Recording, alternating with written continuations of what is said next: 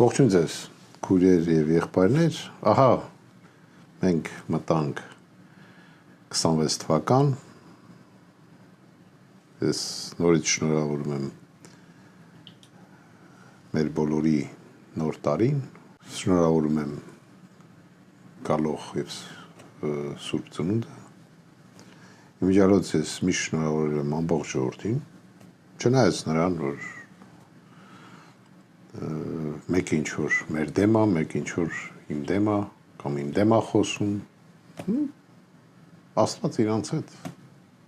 եթե իրենք սենց ասում իմ Աստվածի դեմ չեն, թողելի լինեն իրանց հետ։ Ես ուզում եմ երկու բառ խոսեմ Վենեսուելայի այս վերջի գործողության մասին։ Գիտեք, կարամ ասեմ, աշխարհում փոխվեց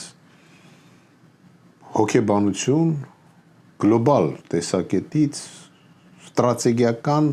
մեծ փոփոխություն ունեցավ Ամերիկայի Միացյալ Նահանգների այդ գործողության մասով եւ ասեմ, որ սա կարա հանդիսանա որպես պրեցեդենտ, ասենք օրինակ մյուս երկրների համար։ Օրինակ նման գործողություններ կարան անեն ոչ միայն Ամերիկայի Միացյալ Նահանգները, այլ ասենք Չինաստանը, Ռուսաստանը, չգիտեմ, Բրիտանիան եւ այլ եւ այլ։ Փաստացի ստացվում է, որ եթե կա պետություն, որի մեջ կա դիկտատոր, աշխարհում վերապահվեց իրավունք գերպետության կողմից ձեռնարկել միջոցներ այդ դիկտատորին կալանավորելու առումով։ Ճիշտ է, մենք կարանք ասենք, որ նախկինում էլ այդպես բաներ եղել, բայց նախկինի օրինակները տարբերվում են, որտեվ ինչպես ամերիկացիներն էին ասում 37 տարի առաջ այն ժամանակ, ասենք, չգիտեմ, մի հատ ուրիշ դիկտատորի հանդեպ ինչ որ տենց գործողություն արել էին, բայց սա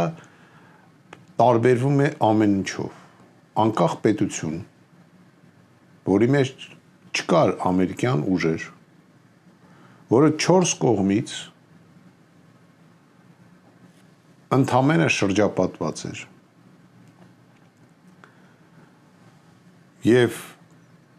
պատկերացրեք մի իրավիճակ, որ հարևան երկրի ղեկավարի դուրը չի գալիս եւ հարևան երկիրը լինելով գերպետություն մտնում է դիկտատորին կալանավորում։ Դե ինչ ասեմ, մնացած փոքր երկրների այսպես դիկտատորիկները հեծանիվի վրա ինձ թվում է պետքա մի քիչ մտածեն։ Արժի իրանք դիկտատորիկներ դառնան, թե ասենք հնարավորություն ունեն բոլոր դեպքերում այդ քաղաքական հետապնդումներ իրենց այսպես հանդեպ ինչ որ հակառակ խոսողների հանդեպ չկիրառեն։ Ես նորից եմ կրկնում, իրավունքը փաստացի տարածվեց մյուս երկրների վրա, որոնք իրենցից հանդիսանում են գերպետություններ։ Եվ ոչ մեկ չի մեղադրի վաղը, ասենք ինչ որ օրինակ Չինաստանին, եթե Չինաստանը մտնի ձերբակալի, ասենք Թայվանի նախագահին։ Եվ տանի իր մոտ դատի։ Փաստացի մենք ստանում ենք աշխարհի տեսակետից նոր հարաբերությունների կազմավորման միջոց։ Փաստացի մենք տեսնում ենք, որ դրանից հետո հայտարարվում է, որ դրվում է հեռակառավարման, զավթման նոր ձևեր։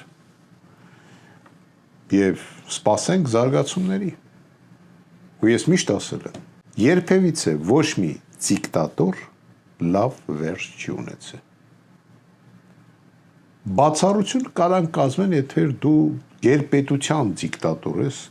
պատմության մեջ նման ինչ որ հատուկ են դեպքեր կան, բայց փոքր երկրների դիկտատորիկները միշտ վատ են վերջացրել։ Ես ուզում եմ, որ դա լսեն մեր այսօրվա երկրի դիկտատորիկը իր այդ ջունգլու ճտերով եւ հասկանան իրենց ինչ է սպասում ապագայում։ Ու փառք տան, եթե իրենց կհեռացնի հենց հայ ժողովուրդ, ուղղակի փառք տան դրան, եւ դա կլինի իրենց համար երևի թե փրկություն։ Մնացածը չասեմ, իմիջիալոց էսի նկատի չունեմ, հիմա ասեն ես ինչ որ ասում եմ, ինչ որ մի կոնկրետ երկիր կարող է sense բան պատրաստի։ Ես կարծում եմ, որ վաղը Էրդողանն էլ կարա նման գործողություն պատրաստի Հայաստանի հանդեպ կամ նույն Ադրբեջանը։ Ես ավելի շատ դրա մասին եմ խոսում եւ ինձ դա մտահոգում է։ Եվ հիմք վերցնեմ, որ նա դիկտատորիկ է։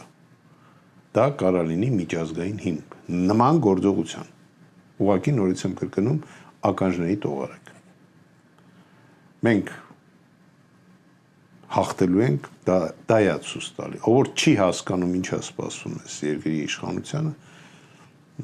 ապա ասեմ, որ երևի թե այդ մարդը կարա լինի ապուշ։ Մենք հաղթելու ենք, մենք գալու ենք իշխանության մեր կուսակցությունը եւ մենք ամեն ինչ անելու ենք, որ Հայաստանը չարժանանա Վենեսուելայի օրինակին։